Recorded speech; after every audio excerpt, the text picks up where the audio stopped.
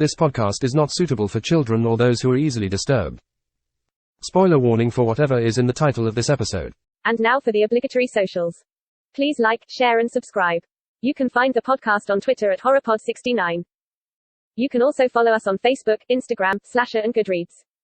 Become part of the Disturbed community by asking for the Facebook group and Discord links.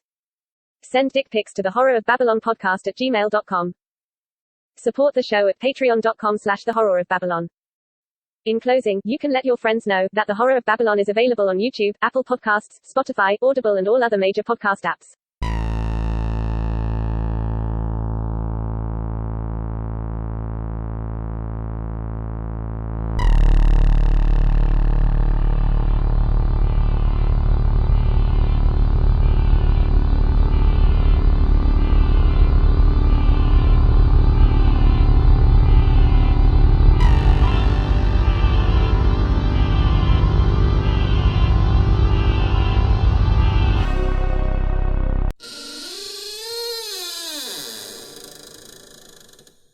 Welcome to episode 73 of The Horror of Babylon, where we are reviewing The Ring.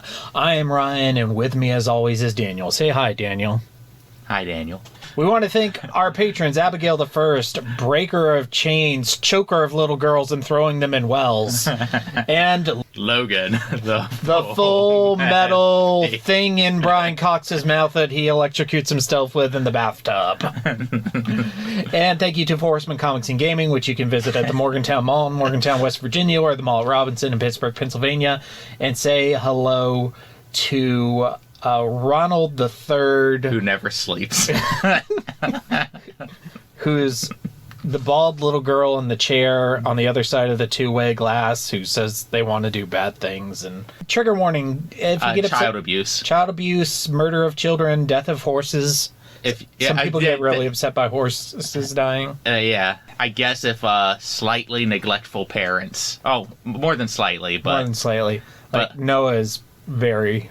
Yeah, we'll get into that, but if neglectful parents trigger you. I don't know what triggers people anymore, so I try to be as broad as possible. Seattle triggers me, man. The fucking Space Needle. All right. I just don't like cities. I'm scared. Yeah. Our history with The Ring. It was being like heavily advertised back in when did this come out? 2000 something? 2002. And I saw advertisements. I'm like, man, I want to go see that. So I asked my parents if they would drop me off at the theater, and they did. And I went and I saw it. And I'm like, this was the scariest thing I have ever seen. And it completely changed my taste in horror at the time, because before The Ring, I was like almost exclusively slashers. I liked Freddy Krueger. I liked Ghostface. I liked Jason. Those were my jams. In terms of video games, it was like Resident Evil. Give me some zombie shit. This changed the game in terms of A, both what scared me, and B, how I thought horror movies should be filmed. I didn't see it in theaters, but I saw it shortly after. If I remember correctly, our friend Chad bought it on DVD right when it came out, and we all watched it at my house. I didn't like it. I don't think if you asked me when I was like 14 or however old I was when this came out to explain why I didn't like it, I don't think I would have given you a very eloquent reason. The vampire's a pure myth, superstition. I may be able to bring you proof that the superstition of yesterday can become the scientific reality of today. Background, this movie was directed by Gore Verbinski, who also directed one of my favorite movies, Mouse Hunt. Yeah, right? That surprised me, because I didn't know I never looked up this guy's work before doing this. All of this surprised me. Also directed The Mexican. All three of the original three Pirate of the Caribbean movies. Rango, which Rango is actually like a really good movie. Yeah. And The Lone Ranger and A Cure for Wellness. I still haven't seen. People tell me that like it's underrated, top tier. It has some pretty bad reviews, but people are like, oh no, you can't listen to those reviews. It was one of those like, it's just too smart for the critics sort of things, but we'll see. I plan to see it eventually. Too smart for the critics does... I mean, I'm not saying that critics are the smartest people in the world, but I think even though I disagree with them a lot, they know a thing or two about movies. Yeah. This was released by DreamWorks. Cinematography was by Bojan Bazelli. The only reason I included the cinematography is A, it's one of the things I love most about the film, and B, it's the thing that critics praised most about the film. Probably not just the cinematography, but just like the lighting and the atmosphere and the music. Like, those are the things that stick out most to me in terms of positives of the movie. The screenplay was by Aaron Kruger. He's had a long career, worked on a lot of things, including Ghost in the Shell, Scream 3, and blockbuster Top Gun Maverick, which made $1 billion. Yeah. So, like, when I'm researching this and I'm seeing all these names, and I'm looking at, like, the sequels they did for the American Ring series, and then I'm looking at, like, the pedigree of, like, the people that get to do the sequels, I'm like, why don't you just get people like this again?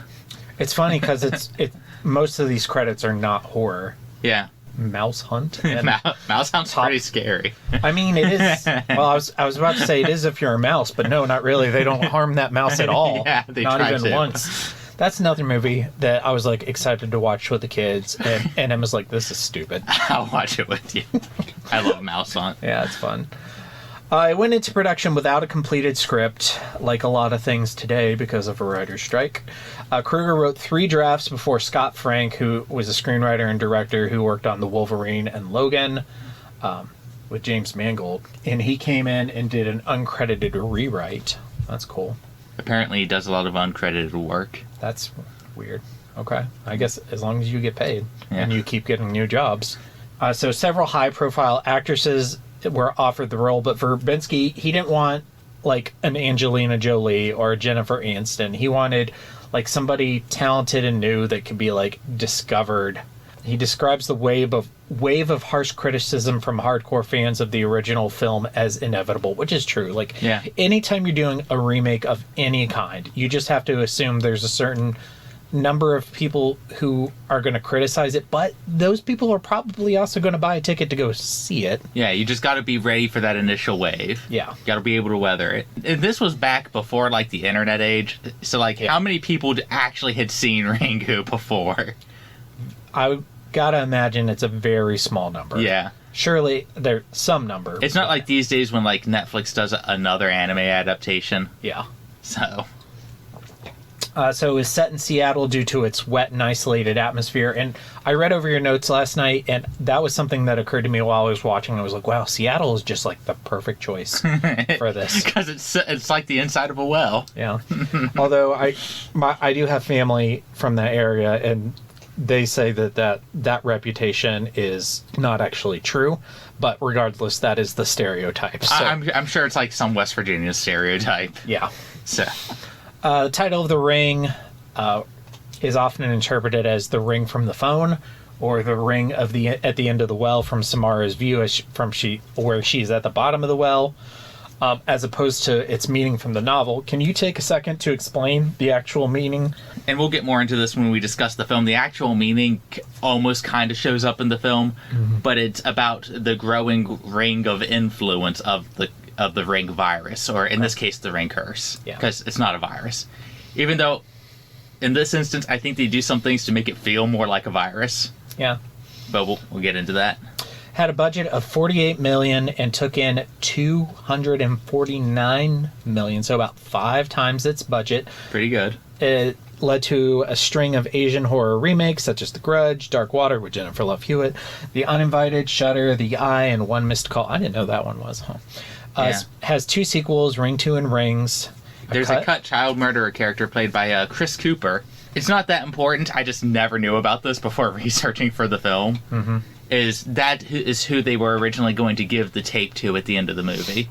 Originally, it was going to like open and like the story she's talking about when she's going to pick up her kid is she's covering the child murderer, and then at the end they were going to give the child murderer the tape, and that's basically. We don't have to read this long ass quote. Okay. You can find Chris Cooper's interview. It's very interesting if you're a fan of the movie and you want to know about content that just doesn't seem to exist anymore. I like Chris Cooper. And that's that. Another story in the classic, infallible 3-act structure. Good enough for Aristotle, good enough for The Simpsons. Mr. Sislak, I have a feeling there's going to be one more act to this story. Well, I'm not hanging around for that. 4 acts. Structure and themes keeps the same. It has like that same like beat the clock structure. Like you have 7 weeks or you're gonna die. You say that it feels a little more blunt. Yeah, like it's very, at least opposed to the novel. Like the novel, you don't get a sense of it's Monday, it's Tuesday. You kind of get that in Asakawa's head a little bit, but in this movie, it's like Monday, Tuesday, Wednesday, and it just flashes it on the screen so you know. I must have missed that. I felt like every time they talked about like what day, it's the last day, I was like, is it? Yeah. I wasn't doing a good job keeping track of that. But Yeah. that may have been just me. So for themes, what themes were carried over from the book, the original, obviously the chain letter theme, and copying the tape over and over again. Paranormal interest. In this instance, it's like ghost caught on tape. As opposed to psychic photography. Yeah, which was kind of getting big in the early 2000s, because it's still kind of big. Like, people still, like, do TikToks on real ghosts caught on TikTok compilation, you know, that kind of nonsense. Mm-hmm. So ghosts caught on tape are still pretty big.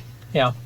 You got the parent-child relationships. Which is one of the bigger themes that's carried over from the novel. So for themes that are in the novel that don't make it to this adaptation, reproduction is obviously a big one, although it teased me for a second because there's one point where Rachel or somebody, I can't even remember, but somebody's like, all she really wanted was to have a child. I'm like, ooh, are they talking about Sadako? No, they were talking about the mom. Because I've become a bigger fan of the novel as time has gone by, I honestly really wish they would bring back this aspect of Sadako's character. Because I think it's so... It just has so much potential for actual storytelling. Granted, you'd have to talk about it kind of sensitively. Yeah. But I do think that there's something lost whenever you take the safe route. And obviously this isn't something that they would have used, but the Japanese salaryman theme where it's Asakawa is spending more time on his career than he is spending on his family. That's obviously, Rachel seems like she works a lot, but it's not something that's explored. Similar to the Japanese film, the conflict in the main character's life is focused more in the family than professionally. Yeah, it's a quote unquote like broken family. Yeah. It's how do these people still kind of function like this? Obviously the psychic photography. Another is just like psychics in general. It's not completely excised from the story, but you don't have Sadako's dad exploiting her mom and then Sadako's powers like showing up because of that. You don't have the professor who has this huge catalog of all of the psychic people in Japan that is taken years to organize and collect. Like, not in the novel, but in the Japanese film, you don't have Ryuji with his psychometry. Like the closest thing we get to that is Samara's interview tape, where he's like, "How did you make these pictures?" And I'd honestly like to know more. Like, if I was going to say, if I could go back in time and tell them to do a sequel, I'd be like, why don't you focus on that dude and what's... And the kid. Like, the kid had those prophetic drawings of his cousin's death. Yeah. And he was speaking with Samara. Like, in the Japanese version, he was speaking with Tomoko, his cousin, but they changed it to Samara Sadako for this. So, there's some differences. Some things carry over, some things don't. They're coming to get you, Barbara. Okay, so characters. Our good buddy Asakawa here, once again, is portrayed as a female character. This time, Rachel Keller, played by Naomi Watts. She was mostly known as a television actress before this.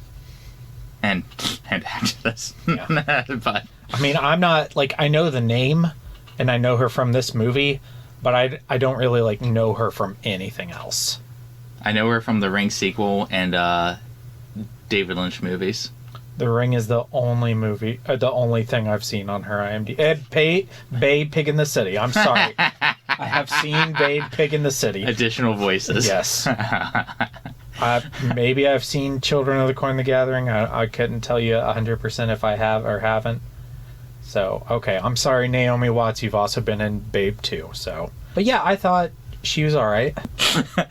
Babe Pig in the City on the horror map. I mean, we could do worse movies. We have done worse movies. We have done worse movies.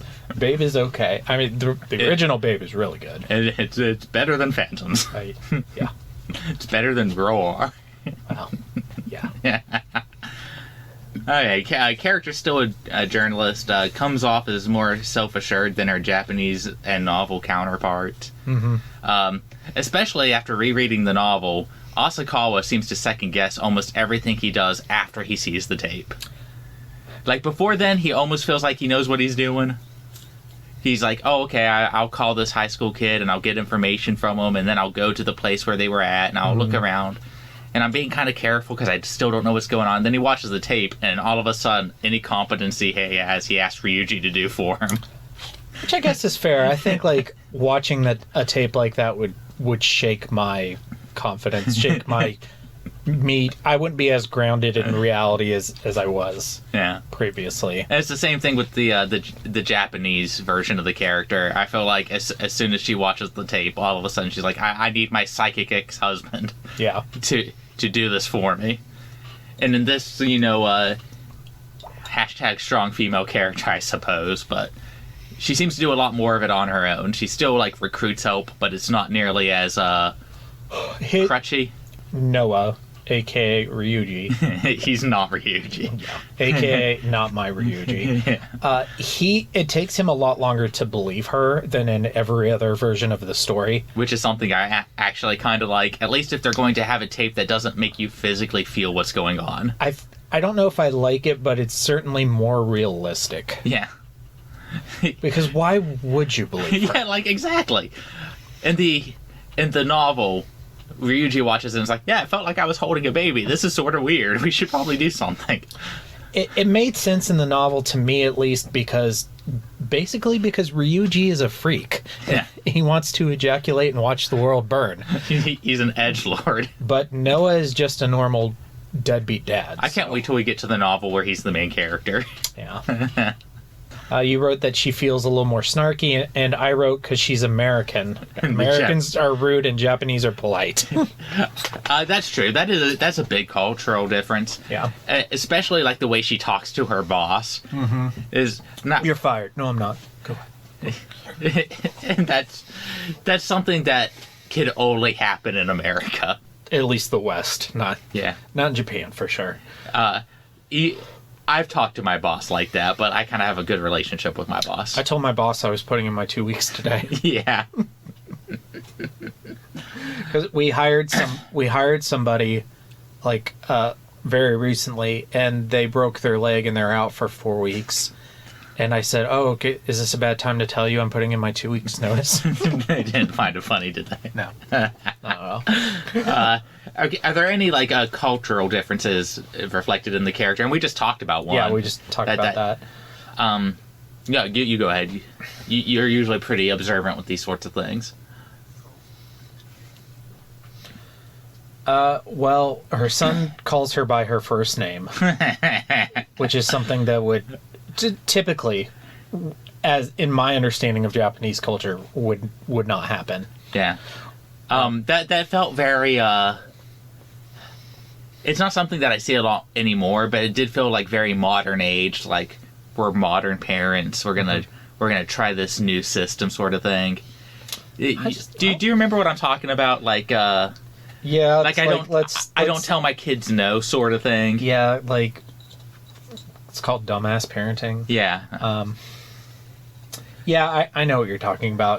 But that's what it felt like to me when I was watching this. Kind of a late 90s, early 2000s kind of thing. I just assumed the kid watched way too much Simpsons. I don't want to be too stereotypical, but I was like, this feels very liberal city to me.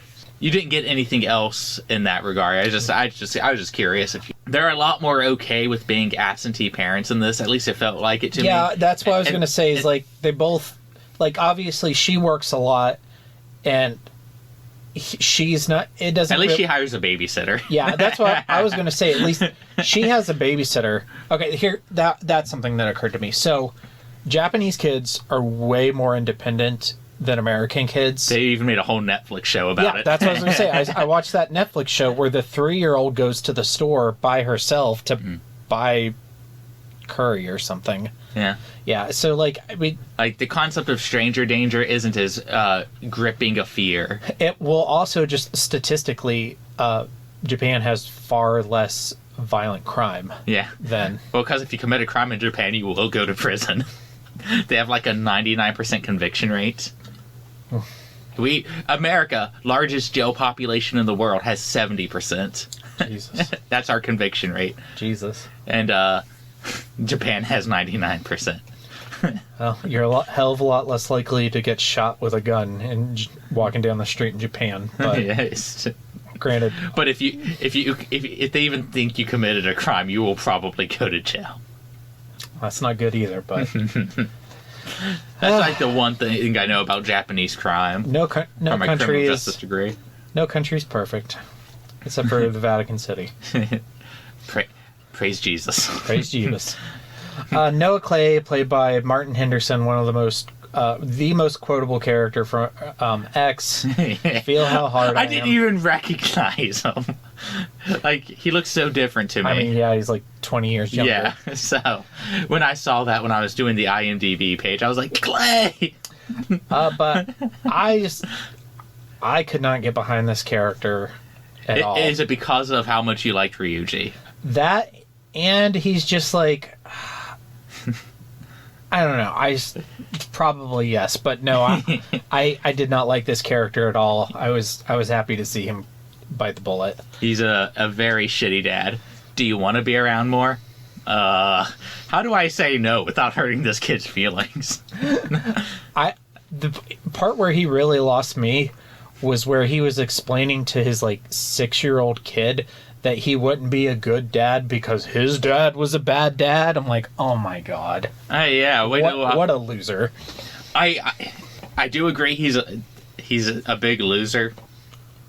But I will say that I know people, or I've met people exactly like this, and they piss me off every time. So it did feel kind of real to me. It did feel very America. Real, but not entertaining. Yeah.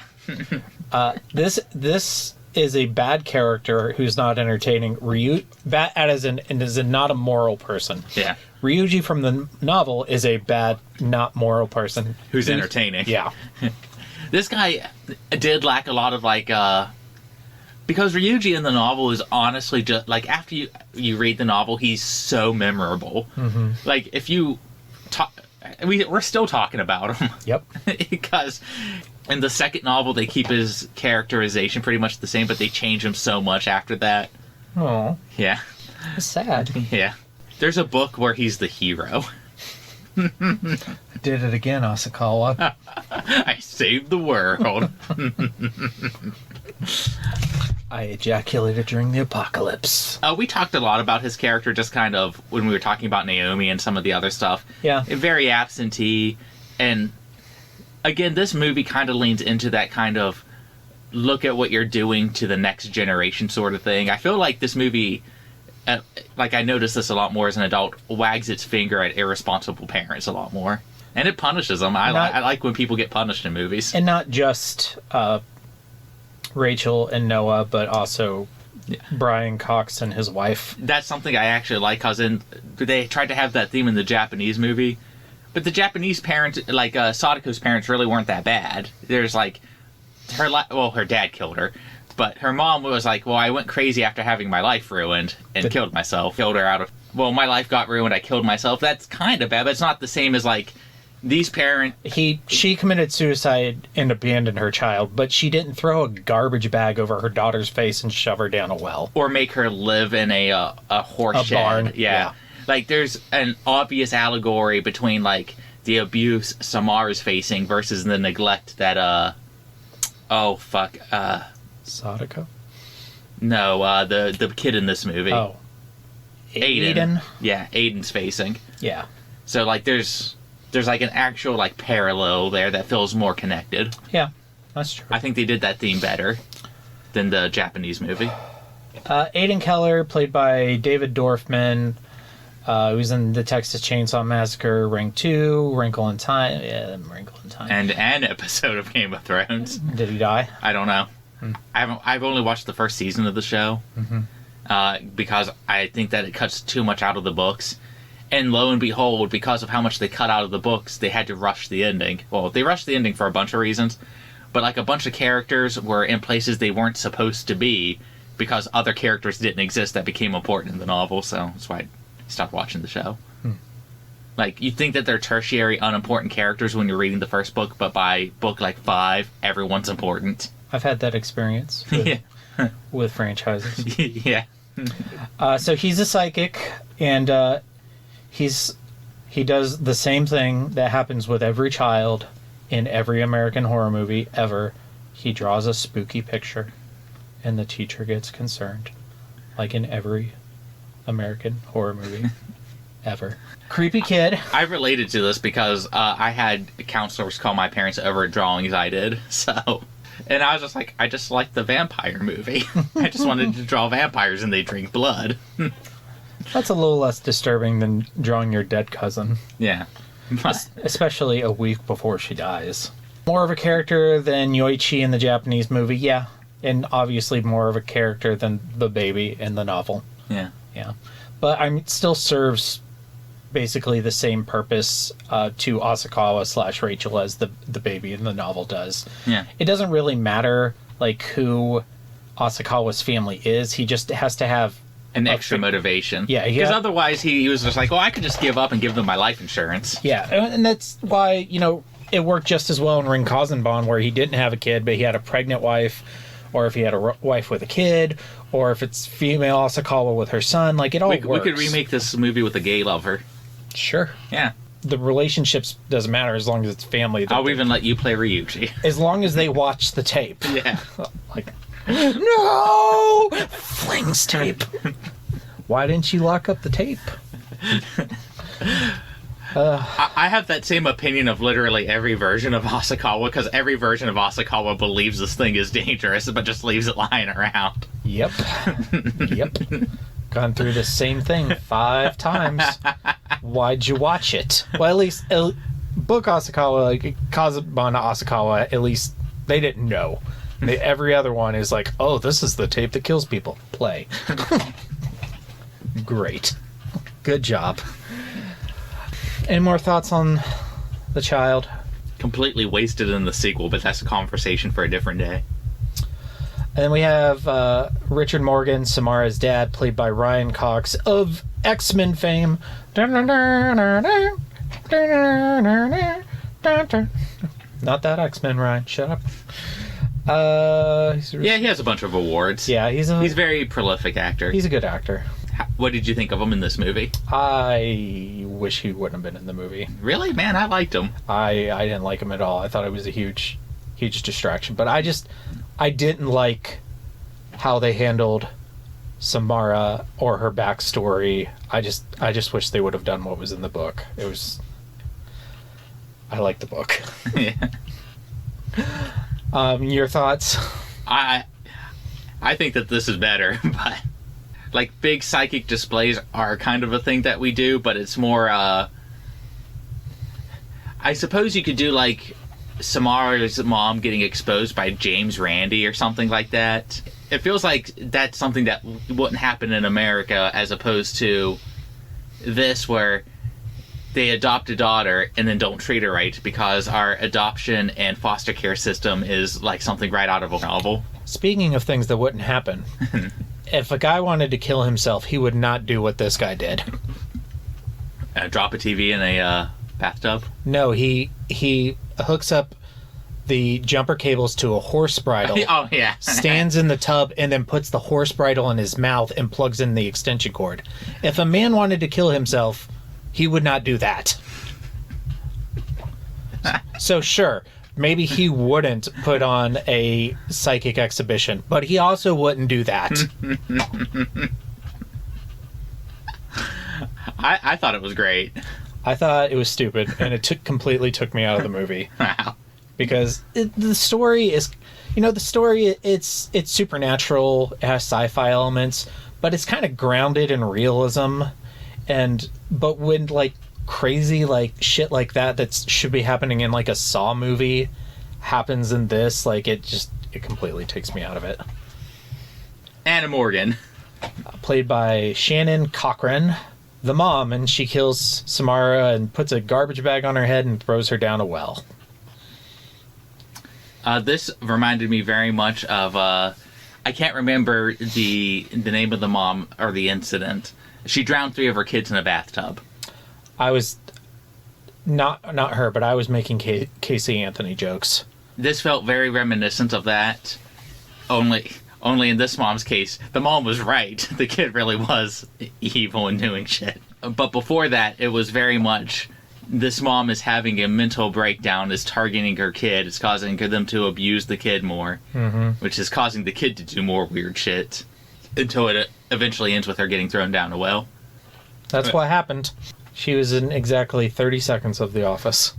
So she gets to have The Office on her IMDb page. She was in one scene. Yeah, I put that in there for you. Because I knew you would know. Yeah. She was Pam's mom in one scene, and then they recast her. Samara Morgan, played by Davy Chase, a.k.a. Lilo, and she does the same voice she does for Lilo. It's just her voice. It's just her voice. Yeah. And so I was picturing Lilo in my head. She even has, like, similar lines. Because I don't know how recently you've seen Lilo and Stitch. It's played minimum once a week in my house. That's a good movie. Yeah. But in the beginning, like, Lilo says, like, a bunch of weird and terrible things about her friends who bully her. And there's this one point where she makes voodoo dolls out of her friends and puts them in a jar of pickles in front of the social worker and shakes it up. And he's like, "What are you doing?" He's like, "My friends need to be punished." So, Lilo was just the Samara that got a happy ending. Yeah. She's in Donnie Darko, my favorite film of all time, at least until I see the, what's that movie I still need to watch? Leon the Professional. Leon the Professional. Yeah. I don't know if you like it more than Donnie Darko, but it's definitely... It is a Daniel movie, yeah, and Ryan has never been wrong with these predictions. But yeah, so she's aged down. She's made evil. Yeah, she is made very overtly, I am doing bad things, and I want to do bad things. Instead of just being a little girl who's a victim and lashes out against the world in anger, she's an evil, spooky little kid. And how do you know she's evil and spooky? Well, they have video camera footage of her in a insane asylum, and there's an interview with her in a empty room with one chair and a table, and the interviewer's on the other side of double pane glass. And they read the book and they're like, let's throw as many horror movie cliches at this character as we absolutely can. I prefer composite Sadako, but part of that comes from things I like about this character. So what do you like about Samara Morgan?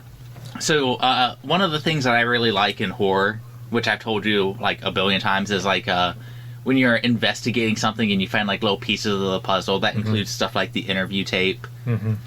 And honestly, I wish there would have been... I would have even cut her parents out if I could have more like we're finding notes about Sadako, or we're finding like tape interviews and you're kind of piecing all of it together. I would have broken up her being... like, that's the one thing I'd probably change about this film. Broken up the reveal of her saying, yeah, I like doing bad shit. The only person I like is my mom. Cut that out entirely. But I'm coming at this from the book, where I love Sadako's backstory in the book. I love her origin. She's an innocent little girl who got taken advantage of by her dad, and then by a doctor who was taking care of her dad, and something awful happened to her, and on top of all that, she has to deal with this pair of testicles between her legs, but she's still trying to make it work. And then she gets murdered, and she says, fuck it, I just want to watch the world burn. And all she wants is to have a family. All she wants is to have a family. And they just make her into some random evil little girl. It's funny. The sequel to this movie plays into the wanting to have a family thing a lot more. That's cool. It's not a good movie, but they do bring back that aspect of like how she said that she only wants a mother. Mm-hmm. She targets Rachel throughout that, trying to make her her mom. Be my mom, Rachel. Yeah, I'm gonna spoil it because I don't think we're ever gonna review The Ring 2. Spoilers for The Ring 2. Samara possesses Aiden, and how Rachel knows he's possessed is he calls her mom, and it ends with a one-liner where Rachel seals Samara back in the well, and Samara's trying to climb out of it and screaming "mommy," and Rachel's all like, "I'm not your fucking mommy," and slams the well shut. It's kind of funny, but it's not a good movie. Random bit of praise for this movie. This is the scariest well. I do like the well scene. I like the because I'm working on my tier list for The Ring as well. Mm-hmm. The well scene, child Samara. I like this version of her. Oh, there's no longer a psychic lineage. She's adopted. Mm-hmm. But she's ostracized by the entire island, as opposed to, like in the novel, like a lot of people seem to kind of like her. They wanted her to use her psychic powers. Yeah. But in the novel, she's like, no, I saw what that did to my mom, so I'm not going to do it. They cut out Nagao, but Rachel meets a doctor, and I'm like, oh my god, is this Nagao? Did this old lady sexually abuse Samara? And then it didn't happen, and much like with the Boy Scouts in Beware the Blob, I was pissed. That would have been kind of cool, but I did like the aspect of how easy it is to become the bad guy in a small community. Like, there's always that black sheep, and they have that line about, like, when you catch a cold, it's the whole island's cold. And then she just looks at her and goes, and ever since that little girl's been gone, the island's been better. Ouch. Yeah. And so that leads me to wonder if, like the stuff Samara was doing, because she even says in that tape, like, there's these little hints like, well, I just think about it and it happens. I don't mean to do it, but I kind of enjoy when it happens. And then all these people are hating her. Was that, like, feeding into each other? Was she doing it on purpose because this is the only way she ever got attention, because her parents kept locking her away? Yeah. And this was her only mode of communication. There's, like, these, and for an American movie where I'm talking about, like, subtle possibilities, especially with how blunt they are with other things in this movie, I enjoy that aspect of it. She's associated with horses and insomnia in this movie. Don't get me started on horses. What about insomnia? This movie has, like, a heavy insomnia theme. Yeah, I guess. Like, the people don't sleep, but, like, how much is there to really... like, analyze about it? Yeah. I get curious about it. I've always wanted to go, why did you make them insomniacs? Because it's edgy, and they get to have dark eyes. When I go through insomnia, I have the darkest eyes. Yeah. I think that's the reason. Yeah. I'll kill you all! I'll drive you crazy, and I'll kill you all! I'm every nightmare you ever had. I am your worst dream come true. I'm everything you ever were afraid of. I didn't think this was scary when I saw it. I really didn't think it was scary when I rewatched it. So you tell me why this scared you so much. It has a overwhelmingly oppressive atmosphere that is present throughout the entire movie.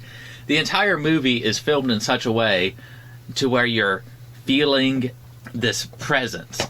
And unless you know what the twist is, like, especially on a blind watch, you're not quite sure what that is.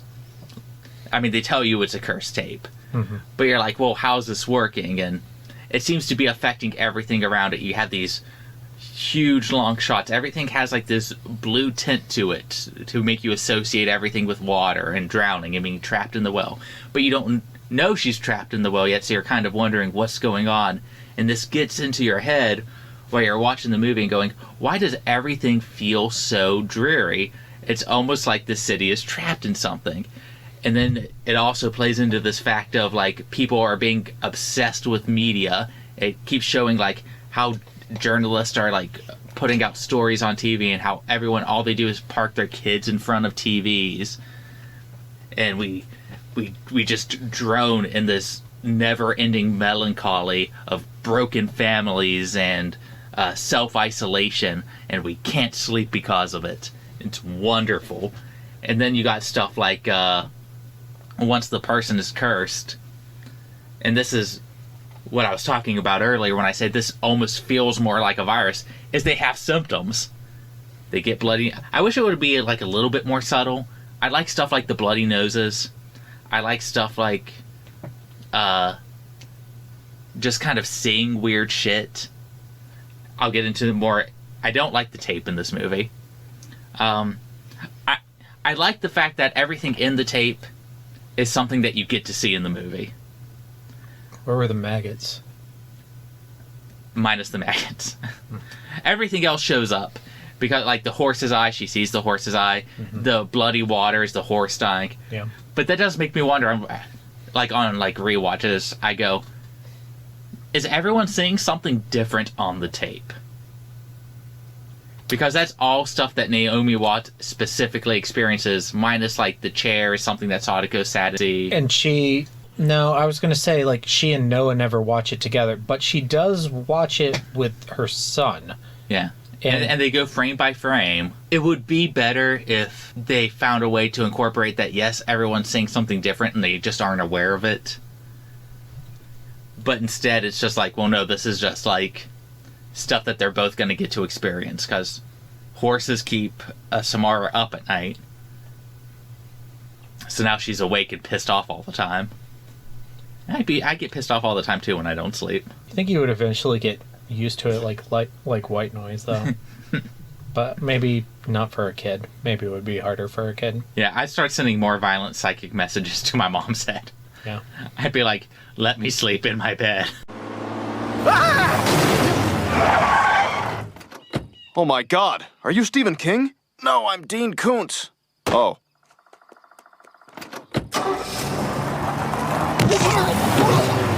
Kings and Koontzes, my king for The Ring is that they kept not exactly the same ending, but more or less. I mean, it's different because it's not a virus, but it still has that, well, you have to show it to somebody or else you'll die, and then they'll show it to somebody and they'll show it to somebody, and it could lead to an apocalypse unless a lot of self-righteous people say, no, I just won't show anybody and I'll die.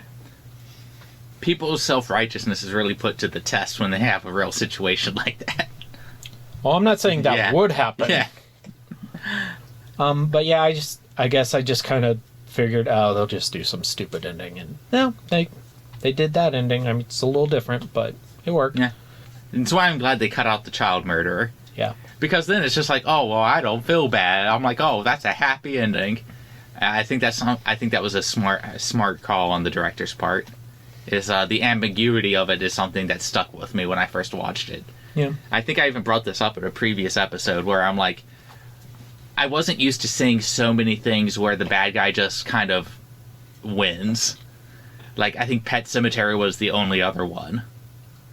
And yeah, it's like, there's not a lot. Yeah, and I was like, I think it's more common now. It is more common now. But back in like circa 2002, I'm like, that is so depressing. And I guess when I got home, you get home and you're like thinking about how do you beat that? Because if I saw the tape, I'd definitely show it to somebody because I don't want to die. Well, I would show it to somebody and say, "Isn't that a stupid joke?" And they'd be like, "Yeah, that's a stupid joke," and then they die and it's over. I just never watched the tape in the first place and set it on fire, and then guess what? Curse over. Have fun rotting in the well, Samara. Okay. You're king. The cinematography. I think this is the best the Ring franchise has ever done. It's certainly much better than the wonderful cinematography from Ring Cosmo. God, so bad. But we got real Ryuji in Ring Cosmobon. That's very true. But we also got Dosan. You can't win. You can't have your cake and eat it too. There's for every good, there's some bad. For Koontz was. I had an obvious Koontz, but there's a lot of choices. Like the tape is really bad.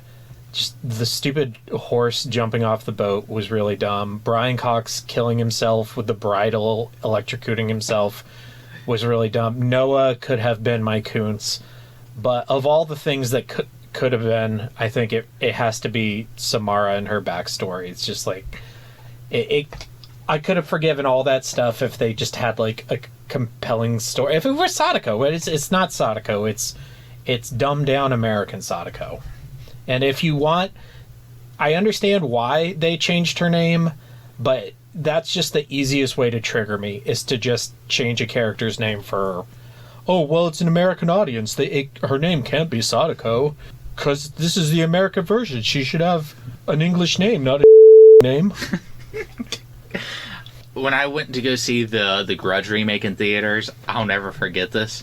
I'm sitting there watching it, and there's in the beginning of the movie, they're speaking like some Japanese. There's some subtitles. There's a lot of English speaking in it, but they do. It still takes place in Japan. Yeah, I've seen the Grudge remake, but not since high school. And I'm sitting there, and these girls behind me go, "Why are they speaking Chinese?"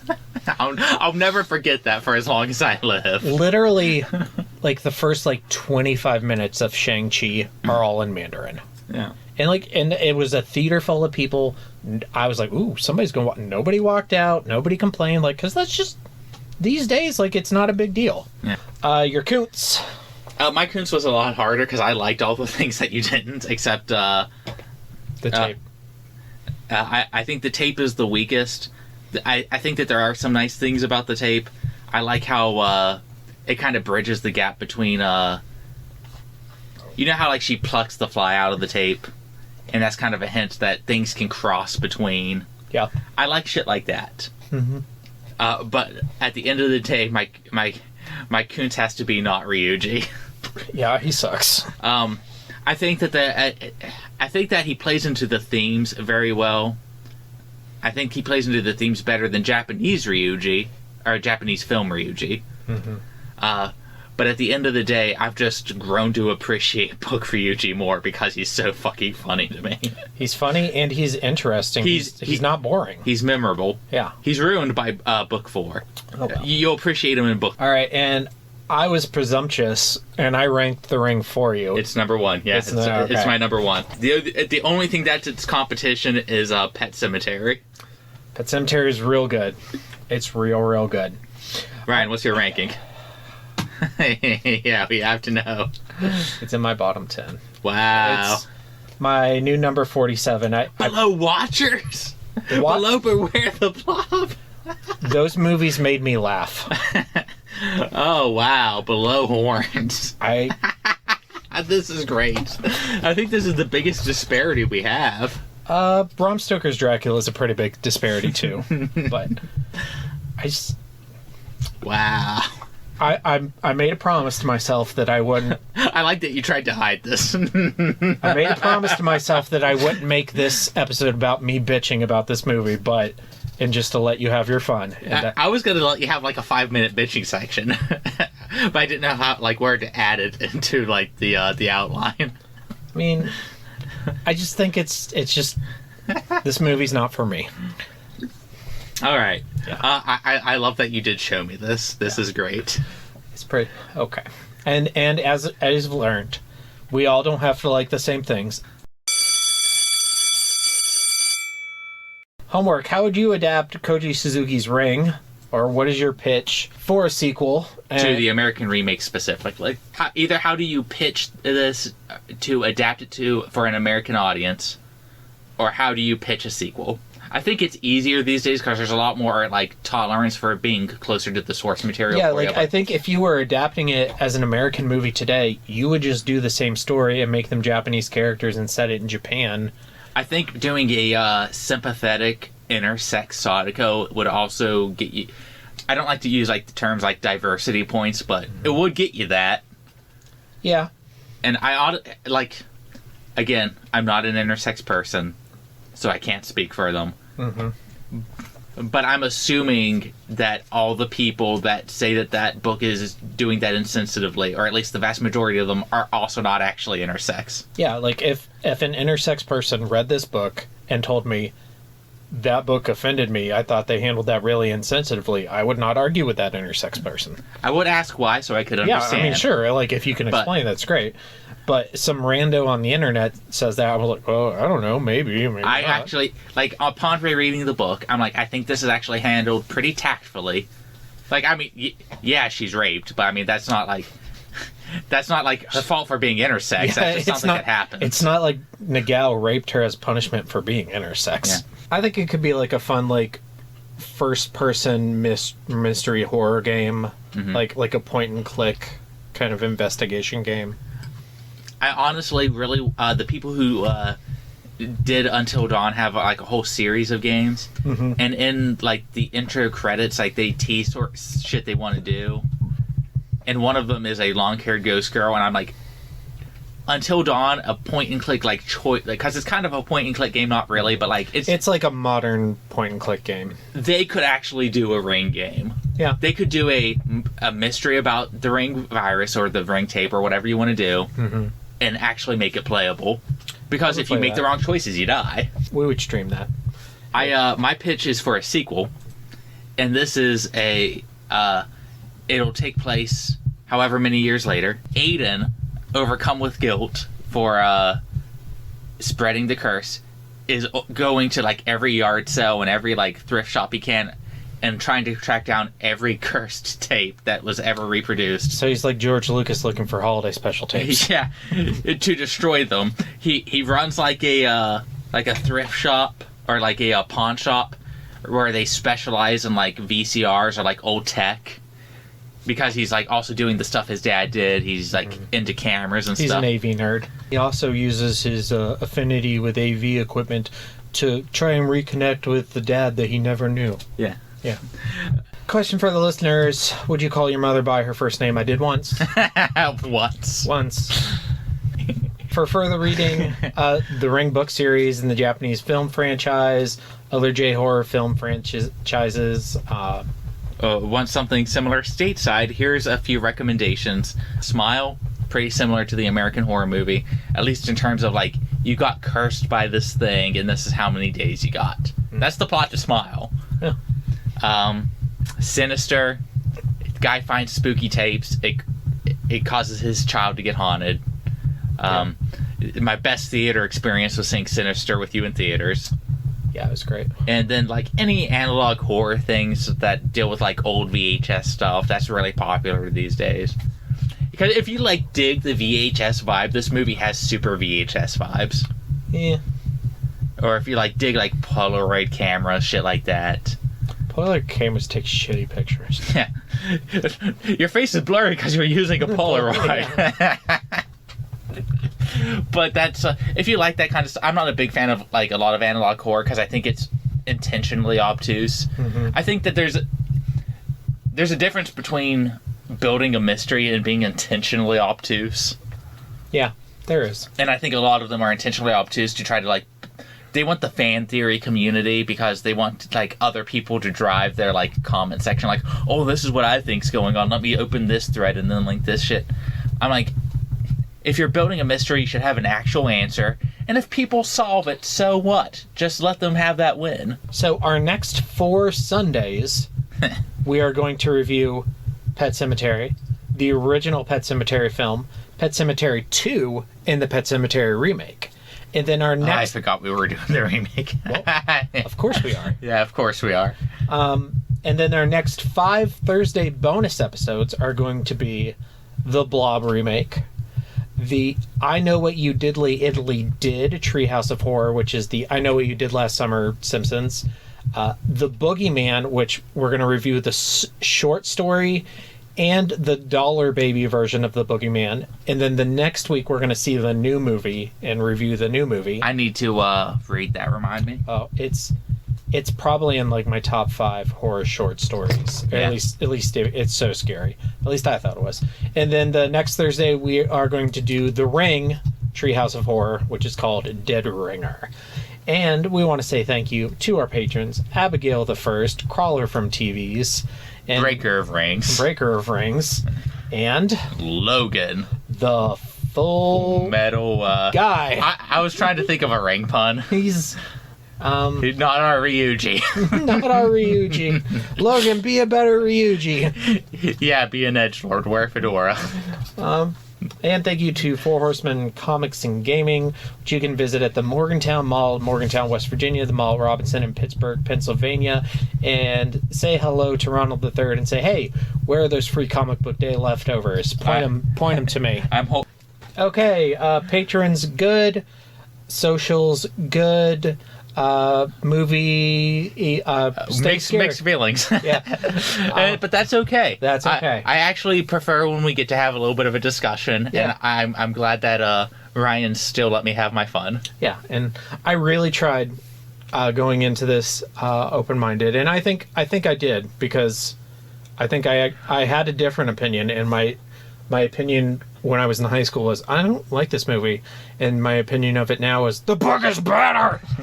I'm glad I got convinced him to read the book so that he has a ring lore he can hold on to. And I will be reading Spiral, because I want more. I honestly think Spiral's even better. Good. I think it's the best in the franchise so far of what I've read. We will probably be doing Spiral in season 3. I'm excited. I know. The movie's actually an adaptation of Spiral. What? Yeah. They adapted a book? Yeah. That's crazy. And somehow still made it a sequel to the original Japanese movie, but we'll get into that. Oh, that's like Dr. Sleep, where the Dr. Sleep film has to be an adaptation of the Dr. Sleep novel, which is a sequel to the Shining novel, but it also has to be a sequel to the Shining movie. Because that's what people know. Yeah. And it walks that line so good. And it has Obi-Wan Kenobi in it. I can't wait to read Dr. Sleep so we can talk about that. Yeah, we will probably also be doing The Shining and Dr. Sleep in season 3. I think so. Okay, we need to end this episode. Yeah, sorry. There's a lot of rambling in this one. Stay scary. Stay scary. Love you. And now for the obligatory socials. Please like, share and subscribe. Follow Daniel at DStarSick on Twitter. Follow Ryan at Darth Daimyo on the Bluebird app. You can find the podcast on Twitter at HorrorPod69. You can also follow us on Facebook, Instagram, Slasher and Goodreads. Become part of the Disturbed community by asking for the Facebook group and Discord links. Send dick pics to the Horror of Babylon podcast at gmail.com. Support the show at patreon.com/the Horror of Babylon. In closing, you can let your friends know that The Horror of Babylon is available on YouTube, Apple Podcasts, Spotify, Audible and all other major podcast apps. Stay scary.